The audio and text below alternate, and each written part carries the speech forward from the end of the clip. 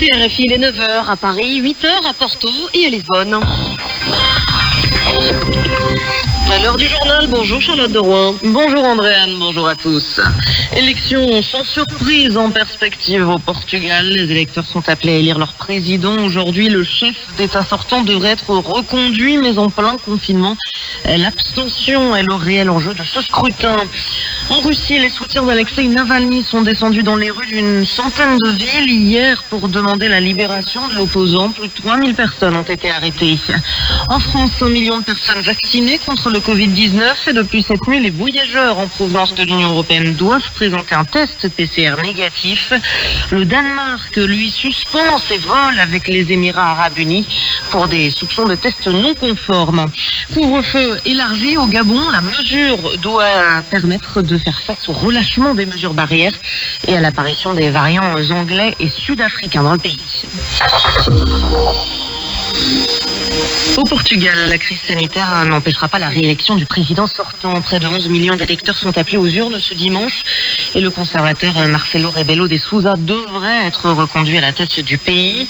Un scrutin dans un contexte particulier en raison de la pandémie de Covid-19. Le nombre de cas quotidiens explose. Les autorités ont décidé de refermer les écoles pour 2 semaines. Le pays est confiné. Le vrai enjeu, c'est donc la participation, mais aussi le score du président candidat, Nissel Jabri. Le président au maillot de bain sur la plage ou dans la file d'attente du supermarché d'une station balnéaire du pays. Une image et une proximité habituelle pour les Portugais. Une des clés du succès de Mario Rebelo de Sousa aussi. Ex-professeur de droit, ancien journaliste très écouté. Son émission politique dominicale a longtemps été incontournable. Marcelo, c'est comme ça que les Portugais l'appellent, aime s'attarder pour une conversation ou des photos avec tout le monde, plus particulièrement les plus fragiles, sans abri ou malades. Fils de ministre, homme de pouvoir, catholique infirmé, son objectif ce dimanche, c'est de battre le record du président le mieux réélu, record détenu par le socialiste Mario Soares, plus de 70% en 1991. Autre résultat qui sera très scruté, celui d'André Ventura. À 37 ans, ce député dirige un très récent parti de droite populiste dans ce pays sorti de la dictature en 1974. Il pourrait bien confirmer sa personne après être entré au Parlement lors des législatives l'an dernier. Et parmi les autres candidats, la socialiste Ana Gomes, 66 ans, cette diplomate de carrière et ancienne députée européenne, est devenue une éminente militante anticorruption, mais elle n'est pas soutenue par son parti qui ne présente officiellement pas de candidat. En Russie, les soutiens d'Alexeï Navalny ne se sont pas laissés intimider. Hier, des dizaines de milliers de personnes ont manifesté pour demander la libération du principal opposant au Kremlin. Plus de 3000 d'entre elles ont été arrêtées.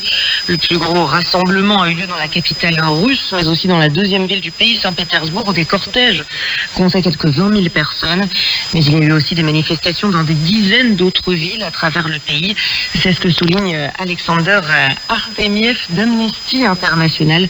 L'ONG avait déployé des observateurs un peu partout sur place. C'est pas seulement quelque chose dans les capitales, à Moscou, Saint-Pétersbourg. Il y a toujours cette intonation, disons, des médias pro-gouvernementaux qui disent, alors, ce ne sont que Moscou et Saint-Pétersbourg qui manifestent, et pour les gens qui habitent dans les régions, cette activité, c'est quelque chose de nul. Mais non, vraiment, aujourd'hui, nous avons témoigné que les gens partout, dans les petites villes et dans les capitales des régions, ils ont décidé à manifester parce que la situation avec Alexeï Navalny, c'est quelque chose